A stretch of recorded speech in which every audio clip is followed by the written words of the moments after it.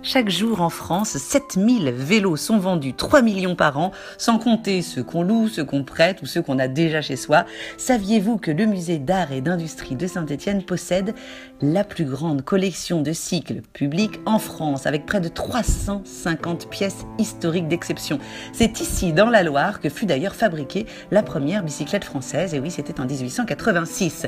Parmi les trésors du musée à découvrir sous les voûtes historiques des lieux, eh bien, vous pourrez notamment admirer l'ancêtre du vélo. Il date des années 1820, c'était il y a 200 ans, c'est la fameuse draisienne, inventée par Monsieur Dray et surnommée à l'époque la machine à courir, un petit peu comme les trottinettes des enfants d'aujourd'hui, mais en version assise. Regardez aussi un petit peu ce spécimen unique.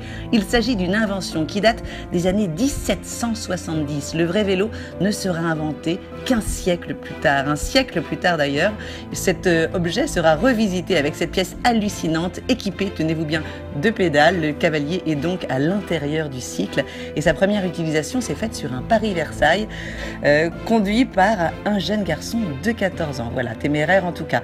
Je ne vous cache pas que pour tourner, c'était plutôt corsé. Et alors pour les amateurs de sensations fortes, eh bien rassurez-vous, le Grand Bi, ce vélo des années 1870 créé pour défier les lois de la vitesse aux dépens de celles de la sécurité, haut de près de 2 mètres, est aussi visible ici. Je vous le disais, des centaines de vrais trésors. Et alors en ce moment, eh bien profitez aussi de l'exposition temporaire du musée autour des vélos urbains et vous découvrirez que c'est bien plus qu'un simple phénomène de mode. On est face à une révolution sociale qui génère de véritables inventions d'aujourd'hui. La bicyclette a le vent en poupe, ça n'aura échappé à personne.